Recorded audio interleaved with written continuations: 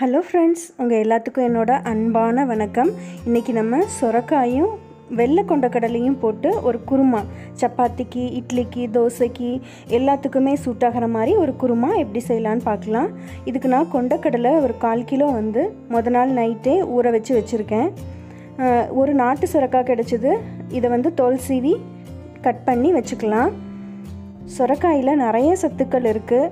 அதில் நீர்ச்சத்து அதிகமாக இருக்குது. அதனால் வெயிட்டு போடுறவங்க வெயிட்டை குறைக்கிறதுக்கு இந்த சொரக்காயை அடிக்கடி உணவில் சேர்த்துக்கலாம். அதே போல் கொண்டக்கடலையில் புரதச்சத்து நிறையா இருக்குது. வளர்கிற குழந்தைங்களுக்கு ரொம்ப ரொம்ப நல்லது. இந்த கொண்டக்கடலையை கொஞ்சம் உப்பும் தண்ணியும் ஊற்றி குக்கரில் போட்டு ஒரு 4 விசில் விட்டு வேக வச்சு எடுத்துக்கலாம். இப்போது சுரைக்காயை இந்த மாதிரி சைஸில் கொஞ்சம் பெரிய பெரிய பீஸாகவே போட்டு நறுக்கி வச்சாச்சு. 2 பச்சை மிளகாயை கட் பண்ணி வச்சுருக்கேன். ஒரு தக்காளியை சின்ன சின்ன பீஸாக கட் பண்ணி வச்சுருக்கேன். ஒரு பெரிய வெங்காயத்தை நீள நீளமாக கட் பண்ணி வச்சுருக்கேன். இப்போது ஒரு குக்கரை ஸ்டவ்வில் வச்சு 2 டேபிள் ஸ்பூன் அளவு ஆயில் ஊற்றிக்கலாம். ஆயில் நல்லா காஞ்சோன்னா 2 சின்ன துண்டு பட்டை சேர்த்துக்கலாம். 1 டீஸ்பூன் அளவு சீரகம் சேர்த்துக்கலாம்.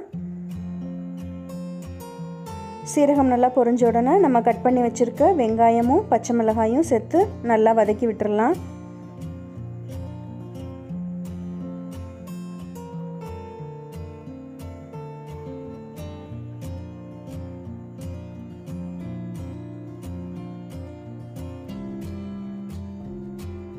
இப்போது இந்த டிஷ்ஷுக்கு தேவையான அளவு உப்பு போட்டு நல்லா வதக்கிக்கலாம். வெங்காயமும் அதே நேரம் நல்லா வதங்கிடும்.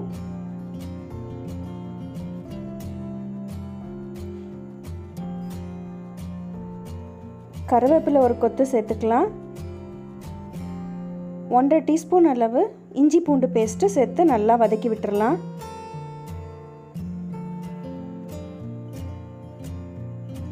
இஞ்சி பூண்டு பேஸ்ட்டு பச்சை வாசனை போனோன்னு ஒரு தக்காளி சேர்த்து நல்லா வதக்கிடலாம்.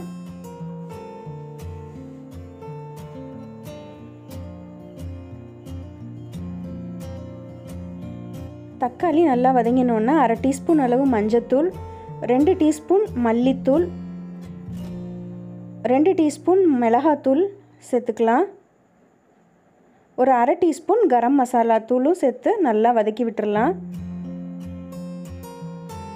அடுப்பை சிம்மிலே வச்சுட்டு வதக்கலாம், இல்லைன்னா மசாலா கருகிடும். இப்போ நம்ம கட் பண்ணி வச்சுருக்க சொரக்காய் சேர்த்துக்கலாம். தேவையான அளவு தண்ணி ஊற்றிக்கலாம். குழம்புக்கு தேவையான அளவு நல்லா மிக்ஸ் பண்ணி விட்டுறலாம்.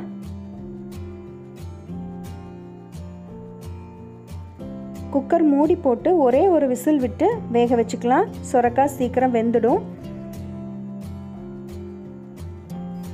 இப்போது நம்ம இந்த கொண்டக்கடலையை வேக வச்சு எடுத்து வச்சுருக்கோம். நல்லா வெந்துருச்சு. இதில் இந்த அளவு மட்டும் கொஞ்சம் தனியாக எடுத்து வச்சு அரைச்சிக்க போகிறோம். சொரக்காய் ஓப்பன் பண்ணி பார்க்கலாம். நல்லா வெந்துருச்சு. இப்போ நம்ம வேக வச்சு வச்சுருக்க கொண்டக்கடலையை சேர்த்துக்கலாம்.